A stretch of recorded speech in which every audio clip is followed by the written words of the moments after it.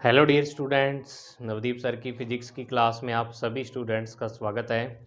तो देखिए प्यारे बच्चों, अपने कर रहे थे फिजिक्स का चैप्टर नंबर 4 जिसका नाम है इलेक्ट्रिक कैपेसिटेंस। ठीक है, 14 पार्ट इसके कंप्लीट कर चुके हैं और आज अपना सेकंड लास्ट पार्ट है, मतलब 15वां पार्ट। इसके बाद एक टॉपिक और रह गया इस चैप्टर का, फिर ये चैप्टर का थ्योरेटिकल पार्ट कंप्लीट हो जाएगा। न्यूमेरिकल क्वेश्चन बचेंगे वो अपने कर लेंगे। ठीक है, तो जो अपना आज का टॉपिक है बच्चों, वो टॉपिक है एनर्जी डेंसिटी।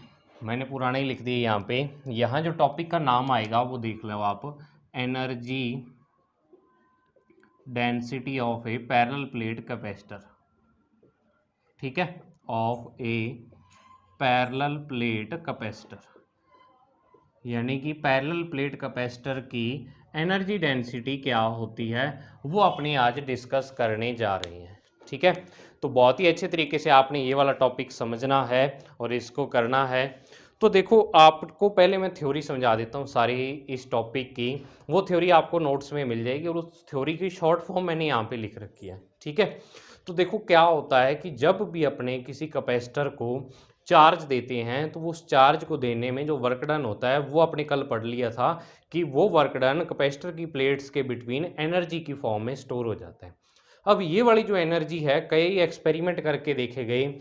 जो आपकी बुक है ना, जिसमें ये टॉपिक लिखा हुआ है, उसके जस्ट ऊपर 5-6 लाइनों में, यानी प्रीवियस टॉपिक की बिल्कुल लास्ट लाइनों में ये वाली थ्योरी लिखी हुई है जो मैं आपको बता रहा हूँ। भी क्या किया कि बिल्कुल दो एक जैसे कैपेसिटर लिए, उनकी उनके लिए जो कैपेसिटर है उनकी क्या थी, क्यू की वैल्यू भी सेम थी कैपेसिटर के लिए, ए की वैल्यू भी सेम थी, बस डी की वैल्यू उसके लिए चेंज की। एक कैपेसिटर के लिए डी रखी और एक के लिए D/2। मतलब कैपेसिटर की प्लेट्स के बिटवीन डिस्टेंस क्या कर दी, चेंज कर दी। तो जब डिस्टेंस चेंज की तो एक्सपेरिमेंट में ये देखा गया कि जो कैपेसिटर के बिटवीन एनर्जी स्टोर होती है, कैपेसिटर की प्लेट्स के बिटवीन एनर्जी स्टोर होती है, वो एनर्जी भी क्या होगी, चेंज होगी।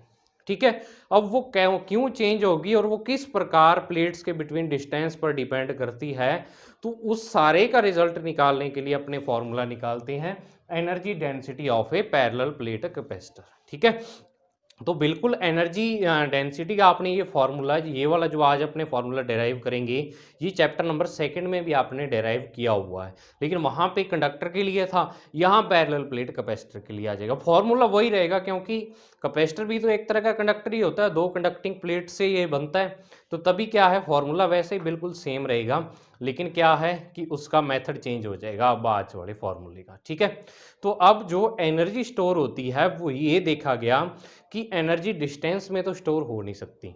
एनर्जी क्या होती है, कैपेसिटर जो होता है उसकी दो प्लेट्स होती हैं, ऐसे दो प्लेट्स का, हर एक प्लेट का एरिया होता है, मतलब इसकी लेंथ और विड्थ होगी इसकी, और इसकी भी लेंथ और विड्थ, और बिटवीन डिस्टेंस होगी। मतलब ये जो दो प्लेट्स अपने बिटवीन जो क्या है, पूरा एरिया कवर करती हैं। इसको एरिया तो नहीं कह सकते, ये एक वॉल्यूम कवर करती हैं। ठीक है, और इस वॉल्यूम में ही एनर्जी स्टोर रहती है। तो जब आप प्लेट्स के बिटवीन डिस्टेंस इंक्रीज या डिक्रीज कर दोगे तो ये वाला जो वॉल्यूम है ये क्या हो जाएगा, चेंज हो जाएगा। तो उसी से एनर्जी भी चेंज हो जाती है, और वही अपने देखने वाले हैं भी, एनर्जी वॉल्यूम से कैसे चेंज होती है। ठीक है ना, तो देखो क्या है कि अपने पास एक पैरेलल प्लेट कैपेसिटर ले लिया। इस पैरेलल प्लेट कैपेसिटर पे अपने यहाँ पे लिख लेते हैं, let we have a parallel plate capacitor.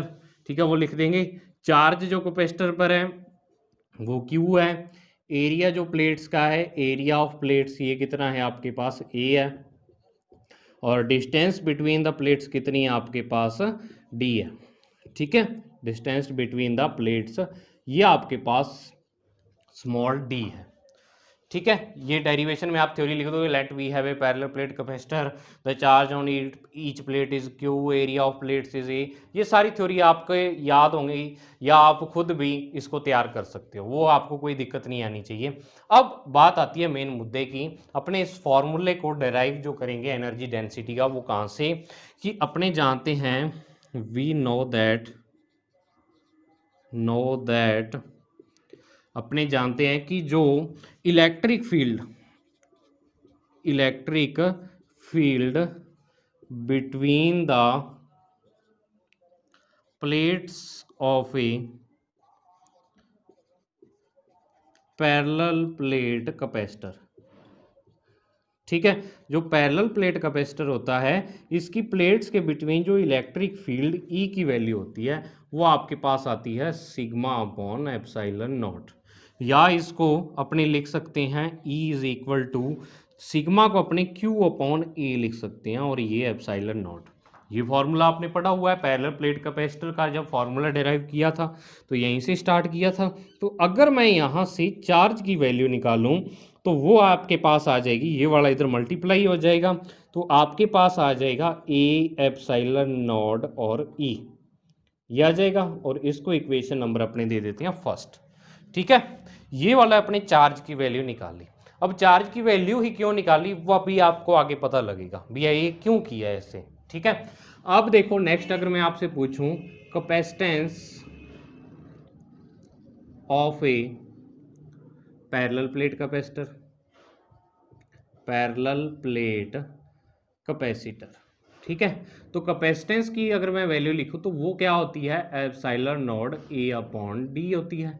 इसको इक्वेशन सेकंड दे देते हैं। Now we know that energy stored in a capacitor, ठीक है। एक कैपेसिटर में जो एनर्जी स्टोर होती है उसका formula U is equal to क्या होता है, कल अपने जो फॉर्मूला निकाला था वो था क्यू स्क्वेयर अपॉन 2c। अब आप कहोगे कि sir half C V square ले सकते हैं, ले सकते हो, हाफ क्यू भी ले सकते हैं, ले सकते हो, लेकिन मैं बुक के हिसाब से चल रहा हूँ। फॉर्मूला आप कोई भी लो, आंसर आपका यही आएगा जो अपने अब निकालेंगे। ठीक है ना, आपको बता भी दूंगा कैसे आप चेक कर सकते हो कि हर एक फॉर्मूले से आंसर सेम ही आएगा। तो देखो energy stored in a capacitor ये क्यू स्क्वायर अपॉन 2c होती है, ये इक्वेशन थर्ड है। अब इक्वेशन फर्स्ट से आपने क्यू की वैल्यू निकाल ली, इक्वेशन सेकंड से सी की वैल्यू पता है, तो अपने इक्वेशन फर्स्ट और सेकंड से वैल्यू किस में पुट कर देंगे, थर्ड में पुट कर देंगे। तो वही putting the values from first and second to third, यानी फर्स्ट और सेकंड से अपने वैल्यूज किस में पुट करेंगे, थर्ड में पुट कर देंगे। तो अपने पास इक्वेशन थर्ड है जो वो u की वैल्यू जो आपके पास आ जाएगी क्यू स्क्वेयर, इसका स्क्वेयर लिख दो, ए स्क्वेयर एप्सिलॉन नॉट स्क्वेयर और ई स्क्वेयर, और अपॉन में क्या आ जाएगा यहाँ पे 2c है, तो 2c की वैल्यू ये वाली एप्सिलॉन नॉट ए, अपॉन में देखो d आएगा, तो इस d को मैं डायरेक्ट ऊपर ही भेज रहा हूँ यहाँ पे। ठीक है ना, ये वाला d ऊपर चला जाएगा तो d आ गया। अब जब आप इसको सॉल्व करोगे तो देखो एप्सिलॉन नॉट से ये स्क्वायर कैंसिल, a से ये स्क्वायर कैंसिल, तो u इज इक्वल टू आपके पास, मैं इसको अरेंज करके लिख रहा हूँ 1/2 एप्सिलॉन नॉट ई स्क्वेयर, और बचा a इंटू डी, इसको मैं क्या कर रहा हूँ यहाँ ब्रैकेट में बंद कर रहा हूँ, और u इज इक्वल टू इसको लिख रहा हूँ half epsilon not E square v। अब यहाँ पे v क्या है, वेयर, इस v को मैं डिफाइन कर रहा हूँ v is equal to a into D, area area नहीं वॉल्यूम, क्या है ये, volume between the plates of ए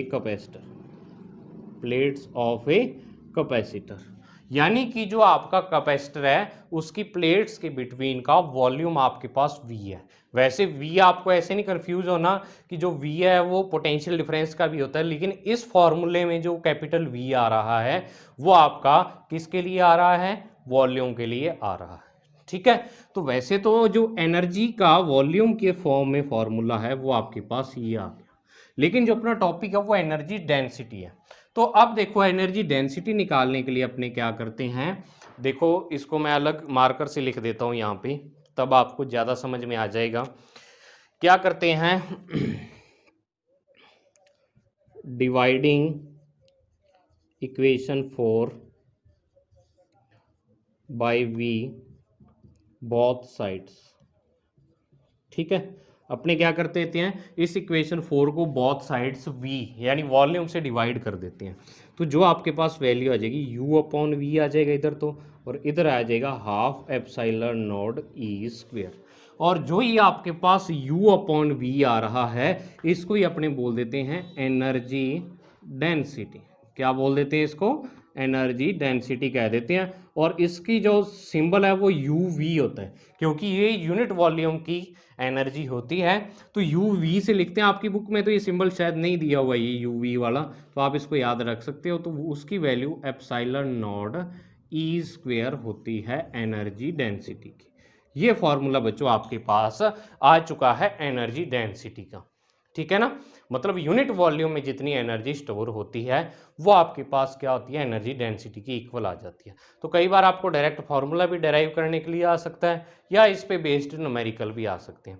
अब देखो कंपटीशन में आपको कई बार ऐसा न्यूमेरिकल पूछ लेते हैं, जैसे आपको दे दिया वहाँ पे, इस बार शायद ये फर्स्ट ग्रेड के एग्ज़ाम में आया था, और कई बार कंपटीशन में इससे रिलेटेड एनर्जी डेंसिटी से रिलेटेड फार्मूला पूछते हैं।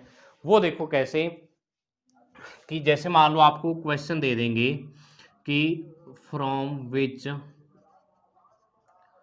Is not a formula of energy, ठीक है, कि निम्न में से जो एनर्जी का फॉर्मूला है वो कौन सा नहीं है।